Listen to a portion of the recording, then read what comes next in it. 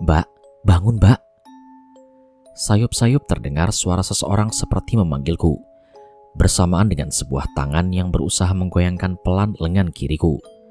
Perlahan aku pun membuka mata dan berusaha untuk duduk. "Mbak, sebentar lagi subuh, saya mau azan. Mbak geseran sedikit ya, soalnya ngalangin pintu." Ucap laki-laki berbaju koko yang sepertinya sudah berusia paruh baya itu sambil menatap lurus wajahku. Sepertinya ia yang sedari tadi membangunkanku. Iya pak, maaf ya," sahutku sambil berusaha berdiri dan hendak mengangkat keril. Azan subuh berkumandang dari pengeras suara masjid terminal yang sejak semalam kutempati untuk beristirahat. Bergegas aku pun mengambil air wudhu setelah sebelumnya menitipkan keril di sebuah ruangan berdindingkan pagar besi di teras masjid bagian barat yang mungkin sengaja dibuat oleh pengelola sebagai tempat penitipan barang para jamaah. Gemericik air yang keluar dari keran sedikit menyejukkan tubuhku dan pikiran dari kepenatan sebab aksi kaburku semalam. Seusai wudhu aku bergegas kembali memasuki masjid. 2 rakaat sholat subuh kulakukan secara berjamaah bersama beberapa orang yang mungkin merupakan penumpang atau pedagang di terminal ini. Singkat cerita, kuayunkan kaki menaiki bus jurusan Purwokerto yang sedang mangkal di tempat pemberhentian bus di terminal. Setelah mandi, berkemas serta mencari makanan pagi, tepat pukul 7.45 aku akan memulai perjalanan seorang diri menuju puncak Gunung Slamet, atap tertinggi di Jawa Tengah. Sedari tadi aku sudah mencari segala informasi di internet mengenai info pendakian yang berketinggian 3.428 mdpl. Meski terbilang memiliki medan yang cukup sulit, tetapi gunung yang terletak di antara 5 kabupaten yaitu Kabupaten Brebes, Banyumas, Purbalingga, Tegal, dan Pemalang itu cukup banyak diminati hampir seluruh para pendaki di Indonesia karena menyajikan pemandangan yang luar biasa cantiknya. Namun setelah membaca beberapa ulasan serta kemungkinan tingkat kemudahan dan keamanan trek pendakiannya, sepertinya aku akan mendaki via jalur Bambangan saja. Dari Terminal Bumi Ayu, aku harus naik bus jurusan Purwokerto, lalu berganti bus jurusan Purbalingga Pemalang hingga berhenti di pertigaan Kecamatan Karangreja, menuju base camp pendakian Bambangan Purbalingga. Kujatuhkan bokong di kursi penumpang tepat di sebelah kursi pengemudi bus. Semua informasi pendakian sudah kudapat. Aku sudah tak sabar ingin menjejakkan kaki di puncak tertinggi Jawa Tengah itu. Jujur, ini merupakan perjalanan pendakian pertamaku yang dilakukan seorang diri. Biasanya aku selalu mendaki bersama teman-teman komunitas atau sekedar bersama mantan pacarku Ardi dan beberapa orang teman dekat saja. Cukup nekat memang, apalagi untuk gadis SMA sepertiku. Namun aku yakin aku pasti bisa. Perlahan aku pun melepas jarum pentul di bawah dagu yang mengaitkan 2 sisi kain kerudung di kepalaku. Aku ingin menjadi aku yang sebenarnya, tanpa aturan yang membatasi termasuk kerudung yang aku kenakan ini. Bukan berarti aku malu karena memakai identitas perempuan muslimah ini, tetapi aku hanya takut jika perilakuku yang sering selengean ini justru malah mencoreng nama baik muslimah yang mengenakan kerudung atau jilbab. Kain kerudung yang kugunakan tadi sudah benar-benar terlepas dari kepala. Bergegas kurapikan rambut menggunakan tali pengikat yang tadi kugunakan sekenanya saja. Sementara kain kerudung tadi kuikatkan sebagai pengganti syal di leher. Beruntung bentuknya pasmina sehingga tampak sangat mirip dengan sebuah syal. Bus pun kini mulai melaju meninggalkan area terminal. Kurang lebih 30 menit perjalanan akhirnya aku sampai di terminal Purwokerto. Menurut panduan perjalanan yang sudah kubaca di internet, aku harus berganti bus jurusan Purbalingga Pemalang hingga sampai di pertigaan Desa Karangreja. Setelah menunggu beberapa menit, akhirnya aku mendapat bus jurusan tersebut. Bergegas kunaiki agar tak memakan waktu lebih lama lagi jika tiba-tiba tertinggal bus dan harus menunggu bus yang lain lagi. Singkat cerita, laju bus berhenti di depan sebuah pasar tradisional yang terletak tak begitu jauh dari area base camp. Aku sengaja turun lebih awal untuk membeli beberapa logistik yang kuperlukan selama melakukan pendakian. Bergegas kumasuki bangunan pasar yang tak terlalu besar itu untuk mencari bahan-bahan apa saja yang hendak kubawa untuk mendaki. 1 kilogram beras, 2 botol air mineral ukuran 2 liter, sarden kaleng, telur, sosis, sayur kol, buncis, wortel, bumbu pecel, cabai, bumbu-bumbu dapur, madu, susu, dan beberapa barang yang lain yang sudah ku beli setelah berkeliling pasar. Setelah aku pastikan komplit, aku pun kembali melanjutkan perjalanan menuju base camp dengan menaiki ojek yang berjejer di depan area pasar. Tak perlu waktu lama, aku sudah sampai di depan sebuah bangunan yang merupakan base camp pendakian Gunung Selamet via Bambangan. Seulas senyum kutorehkan menatap puncak gunung yang tampak begitu jelas dari halaman base camp. Meski kabut dan awan hitam sesekali melewati area lereng gunung, namun masih dapat kulihat gagahnya puncak Selamet yang sudah tak sabar untuk kugapai itu. Aku pun bergegas menuju tempat registrasi untuk mendaftarkan diri. "Permisi bang, saya mau daftar," ucapku pada pria penjaga base camp yang tampak belum terlalu tua itu. "Oh iya Neng, tulis dulu identitasnya di sini," sahut pria itu sambil menyerahkan sebuah buku berisikan tabel identitas setiap pendaki yang mengunjungi base camp ini. "Berapa orang Neng?" tanya pria itu. "Sendirian aja bang," jawabku sambil masih menuliskan identitas di buku yang ia berikan. "Sendirian?" Pria itu terdengar seperti keheranan. Sedikit kulirik wajahnya yang tampak mengkerut keningnya menatapku. Aku hanya mengangguk, lalu menyerahkan buku yang sudah selesai aku tulisi itu. "Yakin sendirian?" tanya pria itu lagi. "Coba saya minta KTP-nya atau identitas lain," pinta pria itu. Bergegas aku ambil dompet di saku celana dan menyerahkan sebuah kartu pelajar SMA lamaku di Jakarta. Aku memang belum berusia 17 tahun sehingga belum memiliki KTP. "Loh, kamu masih SMA? Usia kamu masih 16 tahun dan mau mendaki sendirian. Bahaya tahu, apalagi kalau perempuan," tutur pria itu. "Tapi aku udah biasa mendaki kok bang, aku ikut komunitas pencinta alam di sekolah," jawabku mencoba meyakinkan. "Ya tetap aja, tapi terlalu berbahaya kalau sendirian. Kamu ini kan perempuan, masih kecil juga. Kalau ada apa-apa di atas bagaimana? Lagian, emang kamu udah pernah mendaki sendirian?" "Ya belum sih bang," jawabku sambil sedikit meringis. "Tapi aku yakin kok bang, pasti aku bisa mendaki sendirian. Hampir semua gunung Jawa Barat udah pernah aku daki, pasti aman kok." "Neng, bukan masalah seberapa gunung yang pernah kamu daki, tapi memang prosedur di sini anak di bawah 17 tahun apalagi perempuan dilarang mendaki sendirian. Walaupun trek pendakian via Bambangan memang lebih mudah dibandingkan jalur lain, tapi cuacanya cukup ekstrim. Ditambah kamu juga pasti pernah dengar kan cerita-cerita mistis di sepanjang jalur ini?" Aku sedikit mengkerutkan kening mendengar penjelasan pria itu. Aku belum sempat membaca di internet mengenai cerita mistis di jalur pendakian Selamet ini. Tadi memang muncul beberapa artikel mengenai hal itu saat aku mencari info pendakian, tapi sama sekali tak aku buka, karena membacanya justru hanya akan membuat nyaliku sedikit menciut. "Aku gak percaya cerita mistis kayak begituan bang," sahutku pada pria itu. "Ya gak masalah, kamu mau percaya atau enggak, yang jelas dari kami tetap gak ngizinin kalau kamu mendaki sendirian. Kami gak mau terjadi hal-hal yang tidak diinginkan sama kamu," ucap pria penjaga base camp itu. "Tapi bang, izininlah, aku udah jauh-jauh kesini loh bang." Sekali lagi aku mencoba untuk meyakinkan pria penjaga base camp itu. "Dengerin ya, siapa nama kamu?" Pria itu tampak membaca tulisanku di atas buku yang diberikannya tadi. "Rinjani Dahnia. Mau ngerengek kayak apapun, saya tetap gak ngizinin kamu untuk mendaki sendirian. Kecuali kalau kamu mau ikut rombongan pendaki lain yang mau naik juga. Tapi pastiin mereka mau jamin keselamatan kamu." Sontak aku menghembuskan nafas panjang. Satu-satunya jalan memungkinkan memang mencari rombongan pendaki yang hendak ke puncak juga, seperti yang dikatakan pria itu. Namun dengan siapa? Aku sama sekali tak kenal dengan mereka. Terlebih sebagian pendaki yang ada di base camp ini adalah laki-laki.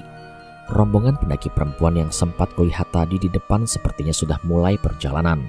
Tentu aku sedikit ngeri jika mendaki bersama para lelaki yang sebelumnya tidak aku kenal, sementara aku perempuan sendirian di antara mereka. "Jadi gimana keputusan kamu?" tanya pria itu lagi. "Gadis ini bareng sama aku aja bang." Tiba-tiba terdengar suara seorang pemuda dari arah belakangku yang sepertinya menjawab pertanyaan pria penjaga base camp itu. Sontak aku pun menoleh ke arah belakang. "Lah, kamu? Mas hamba Allah. Aku begitu terkejut saat menyadari pemuda yang semalam sudah menolongku saat sedang di pemakaman itu kini sedang berdiri tepat di belakangku. Sedikit kukerjapkan kedua mata untuk memastikan apa yang aku lihat kini. Tampak ia sekilas tersenyum kepadaku, lantas kembali menatap pria penjaga base camp. Dia bareng sama aku aja bang, ucap pemuda itu lagi. Aku begitu terkejut saat Mas hamba Allah mengatakan kepada pria penjaga base camp bahwa aku akan ikut mendaki bersama dirinya. Kemunculannya di sini saja sudah membuat aku mengernyitkan kening. Dari mana pula ia tahu bahwa aku memang sedang mencari rombongan pendaki lain agar diizinkan untuk naik ke puncak? Apa sedari tadi ia memang sudah ada di sini dan mendengar semua percakapanku dengan penjaga base camp? Ya udah, masnya udah mendaftar? Tanya pria penjaga base camp kepada Mas hamba Allah itu. Entah siapa nama pemuda itu sebenarnya. Sejak ia mengatakan panggil saja dirinya sebagai Mas hamba Allah, aku pun menurut dan memanggilnya Mas hamba Allah. Belum sih bang, sahut pemuda itu sembari berjalan mendekati meja panjang setinggi 1 meter, tempat menanyakan informasi dan pendaftaran para pendaki yang akan menaiki Gunung Slamet. Kini ia tepat berdiri di sebelahku. Kalau gitu tulis identitas dulu mas, ujar penjaga base camp sambil menggeser buku pendaftaran yang tadi dipegangnya kepada pemuda itu.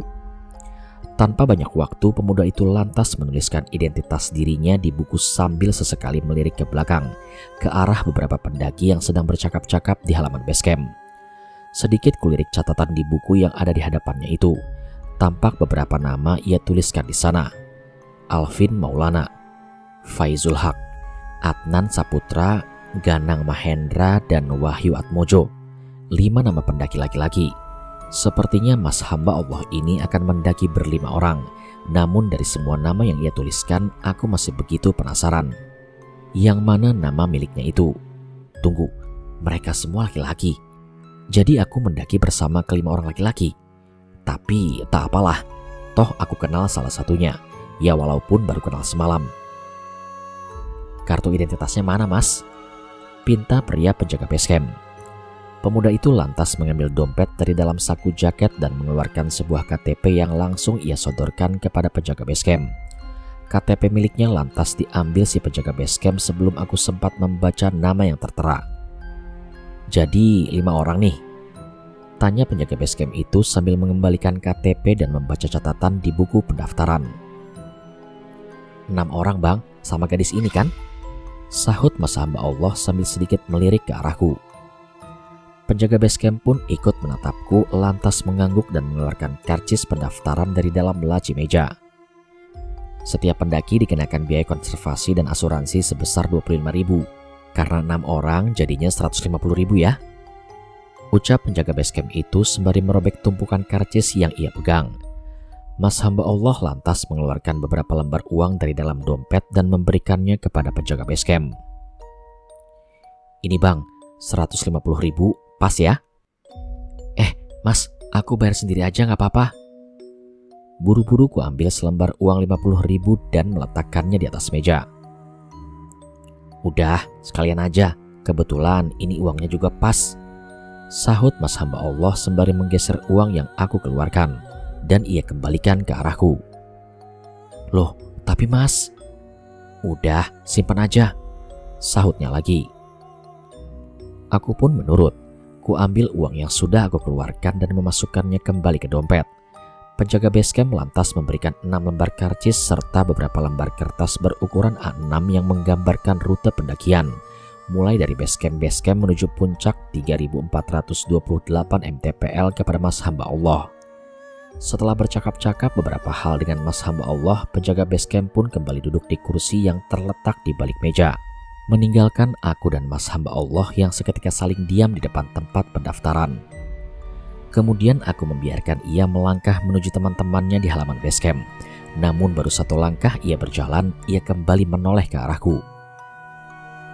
Oh iya, kamu lepas kerudung itu jadi kelihatan jelek, ucapnya sembari mengernyitkan kening ke arahku. Lalu melanjutkan langkahnya keluar base camp. Seketika aku dibuatnya terdiam di tempat. Apa-apaan barusan? Apa ia baru saja menyindirku karena lepas kerudung? Tiba-tiba hujan mendadak turun saat azan zuhur berkumandang. Aku yang tengah duduk seorang diri sambil bersandar di dinding pojok ruangan base camp dibuat terkesiap saat kedatangan Mas hamba Allah dan keempat temannya yang berusaha mendekat. Mereka pun meletakkan keril yang sejak tadi digendong ke dinding di sampingku. "Nama kamu Rinjani kan? Ini, kenalin teman-teman aku," ucap Mas hamba Allah sembari menunjukkan keempat orang yang bersamanya. Dan satu persatu mulai mengenalkan diri. "Alvin, saya Ganang, Mbak. Saya Wahyu. Saya Adnan, Mbak." Aku hanya mengangguk sembari tersenyum ke arah mereka. Keempat nama yang tertulis di buku pendaftaran tadi sudah mereka sebutkan satu persatu. Tinggal satu nama lagi yang belum disebutkan. Itu artinya Mas hamba Allah itu bernama Faizul Haq. Aku memang memiliki kemampuan mengingat yang cukup lumayan. Serangkaian nomor berdigit belasan atau puluhan saja bisa aku hafal, apalagi urutan nama seperti itu. "Berarti nama kamu Mas Faizul kan?" tanyaku kepada Mas hamba Allah itu. "Kok kamu tahu?" Tampak ia mengernyitkan kening menatapku. "Ya, tadi kan kamu nulis nama kamu di buku pendaftaran." "Oh, iya.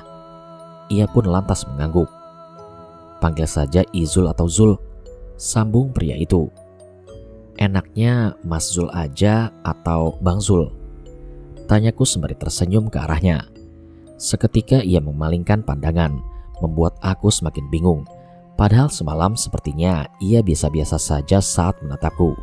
Tetapi kenapa sekarang ia berkali-kali membuang muka? "Ah, terserah kamu aja. Aku mau sholat dulu.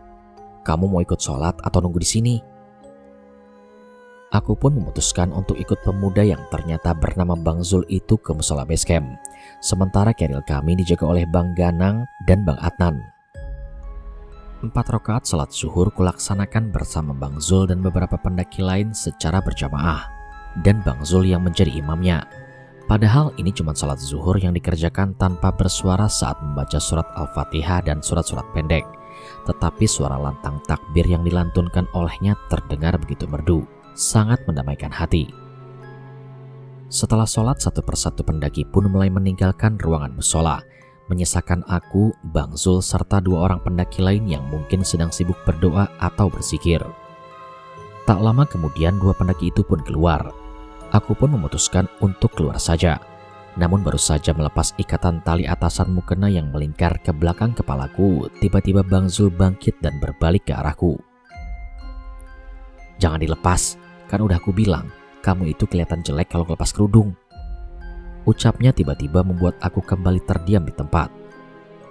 Bergegas aku lepas mukena tanpa memperdulikan ucapan Bang Zul lagi. Sedikit kulirik darinya yang tampak mengalihkan pandangan dariku. Padahal tadi sepertinya ia tak masalah saat menatapku, tetapi kenapa sekarang ia malah membuang muka? Atau gara-gara sekarang aku menampakkan rambut sehingga ia seperti itu?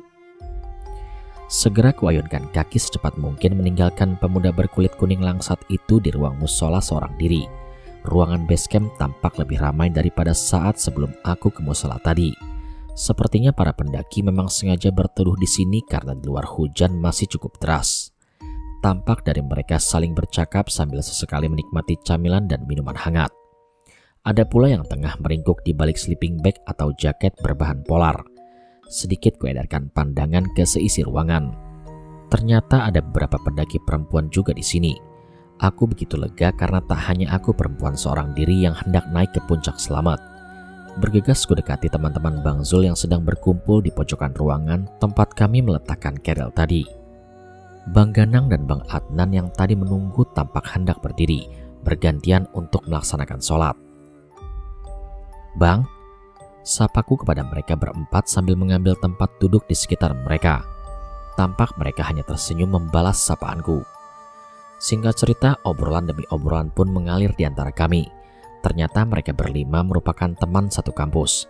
Kebetulan mereka baru saja selesai menjalankan UTS sehingga sengaja menghabiskan waktu untuk mendaki puncak selamat.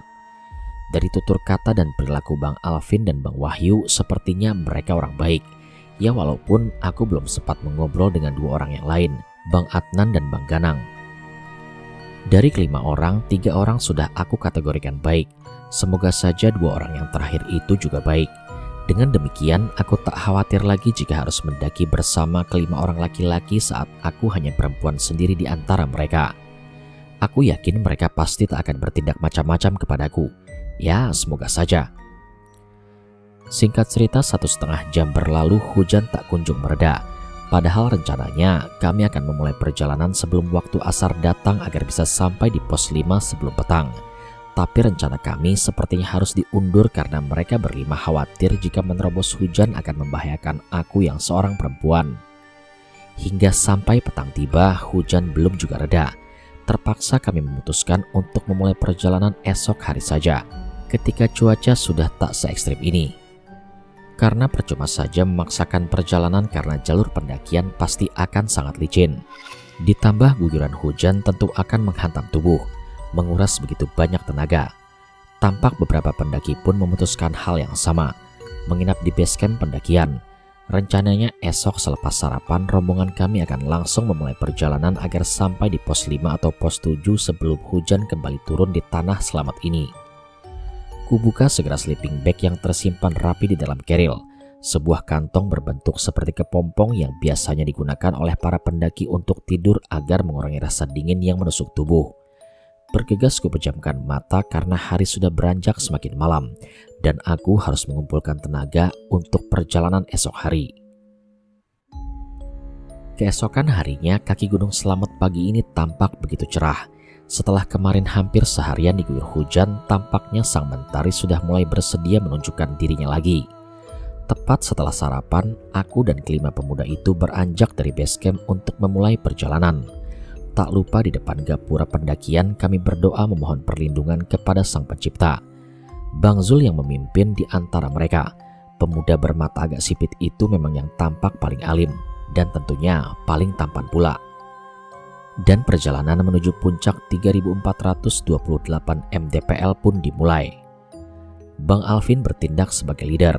Di belakangnya ada Bang Ganang, Bang Adnan, aku, Bang Zul dan Bang Wahyu yang bertindak sebagai sweeper. Kami mulai melangkah menyusuri jalan setapak menuju pos pertama pendakian. Jalur Bambangan ini terdiri atas 8 pos atau tempat untuk beristirahat bagi para pendaki. Masing-masing pos biasanya ditandai dengan sebuah bangunan gubuk berdinding kayu. Gubuk tanpa dinding atau sebatas papan yang terpasang di batang pohon saja. Jalur pendakian dari base camp menuju ke pos 1 Pondok Gemirung masih berupa jalan yang landai. Di kanan kiri terhampar perkebunan warga yang tampak begitu asri. Bermacam-macam sayuran tumbuh di sana, seperti kol, sawi, cabai, dan sebagainya. Setelah memakan waktu 45 menit perjalanan, jalanan kini mulai sedikit menanjak dan cukup terjal, tetapi masih dalam area perkebunan, belum memasuki area hutan. Beberapa peluh mulai menetes membasahi pipi. Sedikit kuseka agar tak semakin bertambah lengket. Sedikit gerah rasanya. Terlebih saat ini rambutku hanya tergerai begitu saja. Ikat rambut yang kugunakan sejak kemarin entah kemana perginya. Sejak tadi pagi tak dapat kutemukan. Sepertinya satu-satunya jalan adalah menggunakan kain buff yang kulingkarkan di lengan sebagai pengganti ikatan rambut di kepala. Saat kedua tanganku sedang berusaha mengikat rambut dengan kain buff, tiba-tiba ada sebuah topi yang dipasangkan di kepalaku dari arah belakang. Segera kuangkat topi itu dari kepala. Sebuah topi gunung berwarna hitam yang sepertinya sejak tadi dipakai oleh Bang Zul. Sontak aku pun berhenti dan menoleh ke si empunya topi. "Buat tutupin rambut kamu, ganggu penglihatan aja," ujarnya tiba-tiba. Aku pun dibuat mengernyitkan kening dengan perkataannya. Rambut aku sendiri, sensi amat," gerutuku sambil memiringkan bibir. "Ya memang rambut kamu, tapi itu aurat. Harus ditutup, bukan diumbar. Bikin dosa aja. Udah bener waktu itu pakai kerudung, sekarang malah dilepas." Sambil menahan rasa dongkol, aku pun menuruti ucapan Bang Zul. Kupakai topi gunung berwarna hitam miliknya untuk menutupi sebagian rambut yang katanya menebarkan dosa. Kemudian rombongan kami kembali menyusuri jalan setapak menuju pos 1 yang menurut estimasi waktu masih sekitar 1,5 jam lagi untuk sampai di sana. Jalur pendakian mulai terlihat curam dengan beberapa tanjakan yang cukup menguras tenaga. Tak seperti di area perkebunan warga dengan jalanan yang masih berupa cor-coran. Saat ini kami sudah memasuki hutan vegetasi tertutup dengan penampakan pohon yang menjulang tinggi serta jalanan yang berupa tanah. Kuayunkan kaki dengan penuh hati-hati. Jalanan memang terasa sedikit licin. Jika salah saja melangkah, bukan hal mustahil aku akan terpeleset dan jatuh ke atas tanah. 40 menit berjalan, tampak sebuah bangunan berbahan kayu yang di depan sana dengan beberapa pendaki yang sedang duduk sembari menikmati minuman atau cemilan yang digenggamnya.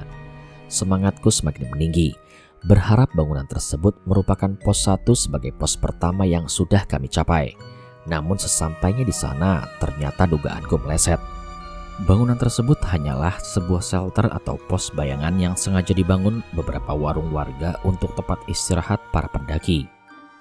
Sedikit kumanyunkan bibir karena merasa kecewa. Sia-sia tadi kupercepat langkah agar segera sampai di tempat ini. Udah, semangat. Pos 1 itu kurang lebih masih 40 menitan lagi. Kita lanjut jalan aja. Ntar di sana bebas deh. Mau ngopi, mau nge-es, atau mau ngemie terserah kamu, ucap Bang Alvin sebagai pemimpin rombongan. Aku hanya menurut. Perjalanan pun kami lanjutkan dengan sesekali istirahat untuk menengguk air minum. Celotehan dan gurauan dari Bang Adnan sedikit membuat aku merasa tak bosan dan lelah. Di antara yang lainnya, Bang Adnan memang yang paling humoris dan friendly. Tak jarang ia pun melayangkan tebak-tebakan yang membuat aku tepuk jidat saking recehnya. Sedikit banyak aku sudah paham perangai masing-masing dari mereka. Bang Alvin, pemuda berambut ikal dengan kulit sawo matang dan postur tubuh yang cukup gagah meski tak terlalu tinggi. Memang tampak lebih ramah, peduli, dan berwibawa dibanding yang lain. Pantas jika ia menjadi pemimpin pendakian kali ini. Bang Ganang, pemuda asal Jepara dengan kulit kuning langsat, rambut cepak, mata agak sipit, dan tinggi badan sedikit lebih pendek dibandingkan Bang Alvin. Entah ini hanya pandanganku atau bukan. Bang Ganang sepertinya agak lola saat diajak bicara. Namun hal itulah yang kadang membuatnya terlihat lucu. Bang Adnan di antara pemuda yang lainnya, ia memiliki tubuh sedikit gempal. Ya walaupun menurutku masih dalam batas wajar. Pemuda beralis tebal dan bergigi taring gingsul itu paling senang berbicara dan bergurau di antara keempat temannya. Ya walaupun gurauannya sedikit terasa garing. Bang Zul, jangan ditanya lagi. Ia satu-satunya pemuda yang paling suka menasehati dan mengurusi masalah orang lain. Ya walaupun tak kupungkiri, ia pemuda yang baik dan di antara yang lainnya ialah yang terlihat paling tampan dan yang paling alim. Tak banyak bicara dan tak suka bergurau, namun sekalinya berucap, omongannya begitu menyelekit di telinga dan di hati. Terakhir, Bang Wahyu, pemuda paling tinggi dengan rambut sedikit gondrong. Kedua telinganya tak pernah absen dari sepasang headset yang tersambung ke sebuah ponsel di saku celana atau jaket. Mungkin ia sedang mendengarkan lagu-lagu dari band indie Payung Teduh, karena tampak dari lisannya yang seringkali menyenandungkan lagu-lagu tersebut. Setengah jam lebih berjalan, akhirnya kami sampai juga di pos 1 Pondok Gemirung. Berdasarkan peta pendakian yang didapat dari penjaga base camp, pos ini berada di ketinggian 1937 mdpl. Tampak deretan warung warga berjejer sepanjang area pos dengan rute antar pos paling panjang dibandingkan pos yang lain. Benar kata Bang Alvin, di sini memang tersedia berbagai macam makanan dan minuman. Kami pun memutuskan untuk istirahat sejenak, melepas penat sambil memesan minuman dan tempe mendoan panas yang dijual oleh para warga. Udah selesai istirahatnya, yuk jalan lagi. Bang Zul yang entah dari mana datangnya sudah berdiri di samping kiriku. Tiba-tiba saja mengajak kami melanjutkan perjalanan. Aku hanya dibuatnya mengernyitkan kening. Baru saja kujatuhkan bokong di atas bangku bambu sambil menikmati es nutrisari dan masih tersisa setengah gelas, ia malah sudah mengajak melanjutkan perjalanan. Kenapa pula tukang ceramah itu buru-buru mengajak kami pergi dari pos 1 ini? Dan tiba-tiba aku dibuat terkejut dengan gerakan tangan Bang Zul yang merebut paksa es gelas yang baru saja kutengguk. Ia lantas meminumnya sampai habis, tak tersisa sedikit pun. Udah habis kan? Yuk jalan lagi. Udah 15 menit nih kita di sini. Biar sebelum zuhur kita sudah sampai di pos 2. Ucapnya tanpa sedikit pun memasang wajah bersalah karena sudah menengguk habis minuman es yang sedang kunikmati. Sontak aku pun memanyunkan bibir menatap gelas kosong yang diserahkan kembali oleh Bang Zul kepadaku. Tega banget sih kamu Bang, aku masih haus loh, protesku. Kemudian pandanganku beralih ke wajah Bang Zul dan menatap tajam kedua bola matanya yang seketika terlihat menyipit, lalu mengalihkan pandangan dariku. "Jangan kebanyakan minum es, ntar pilek baru tahu rasa," ujar Bang Zul. "Cie, perhatian amat sih Zul," seletuk Bang Adnan sambil sedikit terkekeh. Aku mencubit kesal. Perhatian apanya? Menyebalkan malah iya. "Bilang aja kalau haus kamu Bang," ucapku pada Bang Zul. Tak lama kami pun melanjutkan perjalanan, masih dengan formasi yang sama. Aku di barisan keempat di depan Bang Zul, dan Bang Alvin di depan sebagai leader rombongan. Sama seperti saat menuju ke pos 1, jalur pendakian menuju ke pos 2 masih berupa hutan tropis dengan jalan setapak menanjak yang begitu curam dan lebih sulit dari sebelumnya. Beberapa kali kami juga menemui jalur seperti jalan air atau selokan dengan tapak kaki yang mungkin merupakan bekas langkah para pendaki yang melewati jalur ini. Bisa kubayangkan bagaimana jalur ini ketika terguyur hujan seperti kemarin. Tentu akan berubah menjadi aliran air yang begitu deras. Langkah demi langkah kususuri dengan penuh semangat demi menggapai puncak gunung tertinggi di Jawa Tengah. Sebuah gunung berapi yang sebenarnya masih bersifat aktif dan bisa meletus sewaktu-waktu. Di tengah perjalanan, tiba-tiba kami berpapasan dengan segerombolan pendaki dari arah puncak yang sepertinya merupakan kenalan dari Bang Zul. Awalnya mereka melayangkan sapaan dan senyuman kepada Bang Alvin dan yang lainnya yang ada di depanku. Sama seperti pendaki-pendaki lain yang selalu bertegur sapa setiap kali berpapasan di sepanjang jalur pendakian. Tapi saat melihat Bang Zul, mereka langsung menghampiri dan mencium punggung tangan Bang Zul. Tampak beberapa kali Bang Zul berusaha menarik tangannya agar tak dicium sambil membalas sapaan dari mereka. Aku dibuat bingung sekaligus melongo dengan adegan yang terjadi di depanku ini. Sampai-sampai kuhentikan langkah dan berbalik arah karena penasaran dengan perangai mereka. Kulirik lagi Bang Zul yang masih sibuk berbincang dengan beberapa para pendaki itu. Sepertinya mereka tampak begitu akrab. Namun obrolan mereka sepertinya sudah terlalu lama. Aku sedikit dibuat kesal karena terus berdiri menunggu rombongan kami melanjutkan perjalanan. Kuputuskan untuk berjalan mendekati sebuah pohon di samping kiri jalur pendakian, lalu bersandar di sana. Salah satu cara istirahat yang tepat bagi para pendaki ya seperti ini, daripada harus duduk di tanah dan tentunya akan kesusahan saat berdiri nanti karena menanggung beban keril di punggung. Lebih baik mencari pohon atau sandaran lain untuk mengistirahatkan punggung. Tak lama kemudian perjalanan pun kembali dilanjutkan. Kurang lebih 2 jam menyusuri jalan setapak di tengah hutan. Akhirnya kami sampai di pos 2 Pondok Walang. Menurut peta pendakian, pos ini berada di ketinggian 2256 mdpl. Sama halnya dengan pos 1. Di pos 2 ini juga terdapat beberapa bangunan warung warga yang menjual aneka makanan dan minuman. Kami pun memutuskan untuk beristirahat di sekitar bangunan pos untuk masak dan beribadah. Sebentar lagi sepertinya memang masuk waktu zuhur, karena tampak dari sinar matahari yang sudah mulai berada tepat di atas ubun-ubun kepala.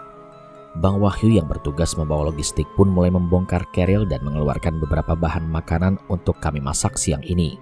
Kompor, nesting, sendok, piring, pisau, serta alat-alat dan bahan-bahan lain sudah dikeluarkan. Aku yang memang sudah terbiasa memasak di gunung pun menawarkan diri untuk membantu Bang Wahyu dan Bang Adnan yang bertugas memasak untuk makan siang kali ini. Beberapa menit kemudian terdengar suara azan zuhur, bukan azan dari masjid atau musola, tetapi suara azan yang sepertinya berasal dari ponsel milik Bang Zul. Pemuda itu pun tampak bergegas mencari sebuah pohon untuk bertayamum. Memang benar-benar rajin ibadah, sama seperti yang diucapkan Bang Adnan tadi. Sholat saja tepat waktu seperti ini. Jujur aku sedikit kagum kepadanya. Hanya sedikit, sangat sedikit sekali. Sisanya lebih banyak rasa kesal dan jengkel atas semua perangainya yang sok mengatur dan menceramahi. Setelah melaksanakan tayamum di sebuah pohon yang tak jauh dari tempat kami beristirahat, Bang Zul tampak bergegas menggelar matras yang tadi terpasang di bagian bawah keril miliknya. Setelah beberapa saat sebelumnya, ia melihat kompas navigasi di genggaman. Di antara kami berenam, hanya ia seorang yang melaksanakan sholat zuhur tepat waktu. Aku, Bang Wahyu, Bang Adnan jelas sedang sibuk memasak untuk makan siang. Sementara Bang Ganan dan Bang Alvin tampak sedang duduk bersandar di pohon sembari memainkan ponsel di genggaman. Setelah masakan matang, kami berenam mulai menikmati makan siang bersama. Obrolan dan candaan sesekali mewarnai aktivitas mengisi perut kami. Tentu bukan obrolan yang berlebihan sampai memakan banyak waktu, mengingat setengah dari kami belum melaksanakan sholat zuhur. Bukan hal mustahil Bang Zul akan memarahi kami kalau kebablasan dalam ngobrol. Setelah semuanya selesai, tepat pukul 13.30, perjalanan menuju pos selanjutnya pun kembali dilanjutkan. Sinar matahari yang sedari tadi begitu terik dan menyilaukan mata perlahan mulai tertutup oleh gumpalan awan berwarna kelabu, yang membuat perasaan kini menjadi sedikit was-was. Tapak demi tapak kami jejakkan di jalur pendakian menuju ke pos 3 dengan lebih bersemangat. Mungkin karena tadi kami sudah beristirahat cukup lama, pun dengan perut yang sudah terisi dengan energi dan tenaga yang ekstra, sehingga langkah kami pun terasa semakin lebih cepat dari sebelumnya. Jalan menuju ke pos 3 masih berupa vegetasi tertutup rapat dengan pepohonan yang menjulang sangat tinggi. Beberapa tanjakan curam dan jalur air pun kami lewati dengan penuh kehati-hatian, jangan sampai terjatuh atau terpeleset. 1,5 jam berjalan kami pun sampai di pos 3 Pondok Cemara. Tampak beberapa tenda pendaki tersebar di sekitar bangunan pos yang berbentuk seperti gubuk kayu milik warga. Pos dengan ketinggian 2.510 mdpl ini memang cukup strategis untuk mendirikan tenda. Selain terdapat beberapa tanah lapang dengan pepohonan yang melindungi dari terpaan angin, di pos ini juga terdapat mata air yang sering muncul saat musim hujan tiba. Kami pun memutuskan untuk sekedar istirahat, menumpang sholat asar dan mengisi botol-botol air yang sudah kosong dengan air di mata air itu. Melihat cuaca yang cukup cerah meski sedikit mendung, sepertinya kami masih dapat melanjutkan perjalanan untuk sampai di pos 5 nanti sebelum petang tiba. Sembari menunggu waktu asar yang mungkin beberapa menit lagi datang, Bang Alvin dan Bang Zul menawarkan diri untuk mengisi botol-botol kosong milik kami di mata air. Perjalanan pun kembali dilanjutkan setelah kami semua selesai melaksanakan sholat asar. Menurut peta pendakian, jarak antara pos 3 dengan pos 4 tidaklah begitu jauh. Tak seperti jarak antar pos sebelumnya. Kemungkinan tak ada 1 jam kami pun sudah bisa sampai di sana. Namun tiba-tiba langit berubah menjadi lebih gelap. Sesekali angin pun berhembus menusuk ke dalam pori-pori kulit. Meskipun demikian, langit sepertinya masih saja bersahabat dengan kami, karena hujan masih enggan untuk turun. Trek menuju ke pos 4 terbilang lebih berat daripada sebelumnya. Jalur menjadi semakin curam dan beberapa tanjakan yang membuat lutut dan betis sedikit terasa pegal. Sebuah lorong dari tanah yang terasa sedikit gelap dengan jalan seperti jalur air pun kami lewati dengan jalur pendakian menuju ke pos 4 ini. Beruntung postur tubuhku terbilang tak terlalu tinggi sehingga pas sekali melewati lorong itu. Berbeda halnya dengan Bang Wahyu yang paling tinggi di antara kami. Tampak ia cukup kesulitan dan harus membungkuk melewati lorong itu. Sesampainya di pos 4 dengan ketinggian 2.688 mdpl, tiba-tiba saja aku merasa ingin buang air kecil. Sebenarnya sedikit malu untuk mengatakannya mengingat mereka semua adalah laki-laki dan hanya aku perempuan di sini. Namun rasanya aku sudah tak kuat untuk menahannya lagi. "Bang, berhenti dulu ya. Aku pengen pipis," tuturku kepada mereka semua. "Hah? Mau pipis, Jan? Di sini?" Wajah Bang Ganang seketika berubah begitu kaget mendengar ucapanku. "Iya Bang, di sini." "Aduh Jan, jangan di sinilah. Cari tempat lain aja ya," ucap Bang Adnan tiba-tiba. "Yah elah Bang, udah gak tahan. Sumpah deh, emangnya kenapa sih kalau pipis di sini?" Tanyaku sambil sedikit mengernyitkan kening, menahan rasa kebelet yang sudah tak bisa lagi untuk ditahan. "Ya pokoknya jangan di sini deh," sahut Bang Adnan sembari mengedarkan pandangannya ke sekitar. "Iya Jan, jangan pipis di sini ya. Ini kan pos Samarantu." Seolah-olah sepakat dengan Bang Adnan, Bang Ganan pun ikut membujukku agar tak buang air kecil di pos ini dengan suara yang agak memelan di akhir kalimat yang ia ucapkan. "Emangnya kenapa sih Bang kalau pipis di pos Samarantu?" Tanyaku lagi pada mereka berdua. "Cari tempat lain aja ya. Pokoknya jangan pipis di pos Samarantu." Entah kenapa Bang Ganang masih tetap kekeh melarangku untuk buang air kecil di pos 4 ini. Padahal ini satu-satunya tanah lapang dengan pepohonan cukup rimbun di sekitarnya untuk tempatku bersembunyi nanti saat buang air kecil. Belum tentu beberapa meter ke atas aku akan menemuinya lagi. Mengingat trek pendakian sudah semakin menanjak dengan tanah yang terlihat cukup miring, tentu akan susah untuk buang air kecil di sana. Aku sangat heran dengan perangai Bang Ganang dan Bang Adnan. Tak tahukah mereka bahwa sekarang ini aku benar-benar sudah sangat kebelet. Sumpah deh bang, kebelet banget. Kalau ntar ngompol gimana? Ucapku pada mereka berdua. Aduh, Zul, gimana? Tanya Bang Adnan sembari menatap ke arah pemuda tukang ceramah yang ada di samping kananku itu. Lagi-lagi yang diminta pendapat adalah Bang Zul. Kenapa bukan Bang Alvin yang memang bertugas sebagai koordinator atau pemimpin rombongan? Ya nggak apa-apalah, cuman pipis doang kan? Yang penting jangan lama-lama di sini dan kudu tetap jaga sopan santun, jangan neko-neko. Ujar Bang Zul sambil menegaskan kalimatnya dan menatap tajam ke arahku. Ya elah, mau neko-neko gimana sih? Kan cuma pipis doang. Ucapku dengan sewot. Aku masih begitu heran. Memangnya ada apa sebenarnya dengan pos Samarantu ini? Bukankah ini sama dengan pos-pos sebelumnya? Ya memang tak ada warung warga atau bangunan shelter seperti yang lain. Di sini juga terlihat sangat sepi. Beberapa pendaki yang melewati kami langsung naik saja tanpa menumpang istirahat. Namun tak ada yang terlihat aneh di pos ini. Hanya udara saja yang kini berubah menjadi sedikit dingin. Mungkin karena sudah semakin tinggi dan sebentar lagi hari mulai petang. Bergegas kulepas keril dan meletakkannya di antara mereka berlima. Setelah mengambil tisu basah dan sebuah kantong plastik kecil, aku pun mulai melangkah ke dalam hutan. Bang, jangan ngintip ya. Ucapku kepada mereka berlima sebelum tubuhku benar-benar menghilang di balik pepohonan. Tak butuh waktu lama, aku sudah menemukan sebuah pohon berukuran besar yang sepertinya dapat kugunakan untuk bersembunyi dari pandangan pemuda-pemuda itu, ataupun pendaki lain yang melewati jalur pendakian di pos 4 tadi. Dari sini sama sekali tak kulihat bayangan mereka berlima, menandakan bahwa tempat ini cukup strategis untuk tempatku buang air kecil.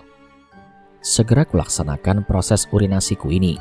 Rasanya begitu lega sekaligus plong. Sejak dari base camp tadi pagi, aku memang sama sekali belum buang air kecil. Kemudian kuraih tisu basah yang tadi kuletakkan di atas tanah tak jauh dari tempat aku berjongkok. Salah satu cara bersuci di gunung ya dengan mengeluarkan kertas tisu bercairan antiseptik ini. Namun saat menggunakan tisu basah, kita harus tetap membuangnya ke tempat yang semestinya atau dibawa ketika turun gunung. Jangan sampai bekasnya hanya dibuang sembarangan karena termasuk jenis sampah yang sangat sulit sekali untuk terurai. Saat baru saja mengambil selai tisu basah dari wadahnya, tiba-tiba aku dikagetkan dengan kedatangan seekor lutung berwarna hitam keabu-abuan. Dengan bulu halus yang begitu lebat di sekujur tubuhnya sedang berdiri beberapa meter saja di depan sana, sambil menatap lurus ke arahku. Aku yang masih dalam keadaan berjongkok dengan bekas urin yang belum aku bersihkan sontak terperanjat. Awas pergi tuh, hus. Ujarku sembari mengibas-ngibaskan sebelah tangan, mengusir lutung yang sepertinya datang dari arah dalam hutan. Sepanjang jalan menuju ke pos 4 tadi, memang aku pun mendengar beberapa kali suara teriakan hewan dari atas pepohonan, yang mana menurut Bang Adnan merupakan suara dari lutung. Kini di depanku benar-benar sudah berdiri hewan yang suaranya sedikit memekikkan telinga itu. Namun anehnya, lutung yang ada di depanku ini hanya diam sambil terus menatap tajam ke arahku. Aku pun dibuat risih sekaligus ngeri. Primata sebesar anak balita itu seperti laki-laki mata keranjang saja yang sedang mengintipku buang air kecil. Hus, pergi sana, jangan ngintip. Usirku lagi sambil buru-buru membersihkan diri dengan tisu basah. Namun belum selesai aku bersih-bersih diri, lutung itu tiba-tiba meringis, menunjukkan gigi taringnya yang terlihat sedikit tajam. Aku pun dibuat was-was, takut ia akan menyerang atau melukai diriku. Ketakutanku semakin menjadi-jadi saat hewan itu seketika melompat, hendak mendekatiku. Sontak aku pun berteriak sambil kedua tanganku meraba ke sekitar, mencari ranting atau apapun untuk melindungi diri. Mengingat celanaku belum terpasang sempurna, tak mungkin aku langsung berlari menjauh lutung itu dan menemui kelima pemuda yang bersamaku. Kemudian sebuah batu besar sekepalan tangan kudapatkan tak jauh dari tempat aku berjongkok. Refleks aku pun melemparkannya tepat saat lutung itu sudah berada sekitar 2 meter di depanku. Kemudian batu itu tepat mengenai bagian kepala lutung hingga ia jatuh terjerembab ke samping. Tampak sedikit darah mengalir dari bekas lemparan batuku tadi. Aku sedikit lega karena lutung itu seketika terjatuh dan tak lagi hendak menyerangku. Namun di sisi lain, aku juga khawatir karena aku baru saja melukai fauna di gunung ini. Dan ternyata ini adalah kesalahan fatalku hingga aku mendapatkan teror di Gunung Selamat.